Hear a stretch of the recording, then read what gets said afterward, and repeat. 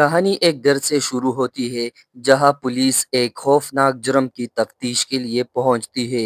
घर में कई लाशें पड़ी होती है और दीवारों पर खून के निशान भी होते हैं। फिर उन्हें बेसमेंट में एक औरत की लाश मिलती है जो आधी जमीन में दबी हुई। इसके जिस्म पर चोट का कोई निशान नहीं होता चूंकि इसकी पहचान नहीं हो पाती और घर वालों से भी इसका कोई ताल्लुक नहीं निकलता, इसलिए पुलिस इसे जेन डो का नाम दे देती है। घर से कुछ भी चोरी नहीं हुआ था और न ही जबरदस्ती अंदर आने के कोई निशान होते हैं, बल्कि ऐसा लगता है कि घर वाले मरने से पहले वहां से भागने की कोशिश कर रहे थे। इसके बाद एक मुर्दा खाने की तरफ जाता है जहां हमारी मुलाकात टॉमी और इसके बेटे ऑस्टन से होती है। वो एक जली हुई लाश का पोस्टमार्टम कर रहे होते हैं और साथ साथ सब कुछ रिकॉर्ड भी कर रहे होते हैं। टॉमी अपने बेटे को सिखाता है कि मौत की वजह कैसे मालूम की जाती है। बाद में जब ऑस्टिन काम खत्म करके जाने लगता है तो अचानक किसी आवाज से डर जाता है, मगर वो दरअसल उसकी गर्लफ्रेंड की आवाज होती है। वो उसे फिल्म दिखाने ले जाने आई होती है, लेकिन मुर्दा खाने को देखकर वो तजस्सुस में आ जाती है और उसे घूम कर देखना चाहती है। मुर्दा खाना काफी पुराना और डरावना होता है। ऑस्टिन बनाता है कि ये जगह 3 नस्लों से इनके खानदान के पास है। ईमा लाशों वाले कमरे तक पहुंचती है और एक लाश देखना चाहती है, मगर ऑस्टिन मना कर देता है क्योंकि इसका वालिद बहुत सख्त मिजाज है। इसी वक्त टॉमी वहां आ जाता है और ईमा को देखने की इजाजत दे देता है। ऑस्टिन एक लाश बाहर निकालता है तो इसके टोकने से एक छोटी घंटी बंदी होती है। टॉमी बताता है कि पुराने जमाने में ये जानना मुश्किल होता कि कोई वाकई मर चुका है या सिर्फ कोमे में है, इसलिए लोग ये तरीका इस्तेमाल करते थे। बाद में वो जाने लगते हैं तो देखते हैं कि शिरफ एक नई लाश लेकर आता है। ऑस्टिन अपने वालिद की मदद के लिए रुकना चाहता है, मगर टॉमी उसे जाने का कहता है, लेकिन ऑस्टिन को अजीब सा एहसास हो रहा होता है। वो एमा से माफी मांगता है और उसे रात 11 बजे वापस आने का कहता है ताकि वो आधी रात वाला शो देख सके। ईमा नाराज होती है मगर फिर भी मान जाती है। इसी दौरान शिरप जिंडो की लाश ले आता है जिसकी कोई न शनाख्त होती है और न ही उंगलियों के निशानात। इसी लम्हे इनकी पालतू बिल्ली अचानक गुस्से में आवाजें निकालने लगती है, मगर टॉमी उसे वहां से भगा देता है। शिरफ इस घर के बारे में बताता है जहां से लाश मिली थी। वहां 4 लोग मुर्दा मिले थे और इसे समझ नहीं आ रही थी कि उनका सबका आपस में क्या ताल्लुक था। वो टॉमी से कहता है कि सुबह तक इस औरत की मौत की वजह मालूम करे क्योंकि इसे मीडिया के जवाब देना है।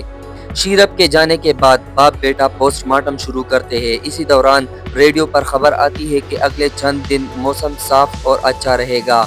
ऑस्टिन बताता है कि लड़की की उम्र 20 से 30 साल के दरमियान लगती है। इसकी जिल्द बिल्कुल साफ होती है और जिस्म पर जख्म या खराश का कोई निशान नहीं होता। जब वो उसकी आंखें खोलते हैं तो वो सुरमई रंग की होती है। टॉमी कहता है कि ऐसा तब होता है जब लाश कई दिन पुरानी हो, मगर ये लाश तो बिल्कुल ताज़ा लग रही होती है। इसके अलावा इसकी कलाइयाँ और टखने अंदर से टूटे हुए होते हैं, मगर बाहर से कोई निशान नहीं होता। उन्हें इसके नाखूनों और बालों में मिट्टी भी मिलती है। जब वो उसका मुंह खोलते हैं तो हैरान रह जाते हैं क्योंकि इसकी जुबान बेरहमी से काटी गई होती है। फिर उन्हें पता चलता है कि इसका एक दांत भी गायब है। थोड़ी देर बाद टॉमी उसके मुंह से एक अजीब धागा निकालता है। जब वो इसका जिस्म का मजीद मुआयना करते हैं तो कई अजीब जख्म देखकर हैरान रह जाते हैं। इसी दौरान अचानक लाइट्स चपकने लगती है। रेडियो से एक औरत की चीख सुनाई देती है और फिर एक पुराना गाना बजने लगता है। टॉमी जब इसके जिस्म पर कट लगाता है तो बहुत ज्यादा खून निकलने लगता है। वो ये भी नोट करता है कि इसकी कमर बहुत पतली है। टॉमी बताता है कि ऐसा तब होता है जब कोई लंबे अरसे तक सख्त कमर बंद पहने रखे। ऑस्टिन को ये अजीब लगता है क्योंकि ऐसे कपड़े कई 100 साल पहले पहने जाते थे जब टॉमी उसके सीने की हड्डी खोलता है तो देखकर हैरान रह जाता है कि इसके फेफड़े मुकम्मल तौर पर काले हो चुके हैं। उसका कहना होता है कि अगर कोई 30 साल तक रोज 10 पैकेट सिगरेट भी पिए तब भी फेफड़े इतने खराब नहीं होते। ऐसी तबाही सिर्फ जलने से होती है, मगर इसके जिस्म पर जलने का कोई निशान नहीं होता।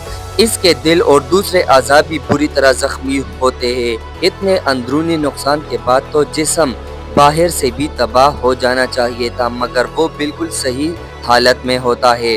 फिर बाहर अचानक शदीद तूफान शुरू हो जाता है और लाइट्स दोबारा झपकने लगती है। इसी वक्त बाहर से एक आवाज आती है। आस्टन बाहर देखने जाता है। पहले उसे कुछ नजर नहीं आता, मगर फिर एक औरत का साया दिखाई देता है जो फौरन ही गायब हो जाता है। दूसरी तरफ टॉमी का हाथ लाश की हड्डी से कट जाता है। फिर आस्टन को वेंटिलेशन से आवाजें सुनाई देती है। वो जाली खोलता है तो डर जाता है। वहाँ इनकी पालतू बिल्ली जख्मी हालत में तड़प रही होती है। ये देखकर टॉमी बहुत दुखी होता है और इसकी तकलीफ खत्म करने के लिए इसकी गर्दन तोड़ देता है। फिर वो इसकी लाश जला देता है। बाद में वो पोस्टमार्टम दोबारा शुरू करते हैं। उन्हें लाश के अंदर से एक फूल मिलता है। किताब देखने पर पता चलता है कि ये जेमसन वेड नामी पौधा है जो इंसान को सुन या मफलूज कर सकता है। उससे इन्हें अंदाज़ा होता है कि जेन डो किसी दूर दराज इलाके से आई थी। बाद में इन्हें जिस्म के अंदर से एक कपड़े का टुकड़ा मिलता है जिसके अंदर एक इंसानी दांत होता है। कपड़े पर रोमन नंबर्स और अजीब निशान बने होते हैं। आस्टन को अंदाज़ा होता है कि किसी ने इसका दांत निकालकर कपड़े में लपेटा और इसे ज़बरदस्ती निगलवाया था। इन्हें शक होता है कि शायद वो किसी खौफनाक रस्म या इंसानी कुर्बानी का शिकार हुई थी। फिर अचानक बिजली चली जाती है। आस्टन टार्च जलाता है और दोनों देखते हैं कि मुर्दा खाने की तमाम दरवाजे खाली है।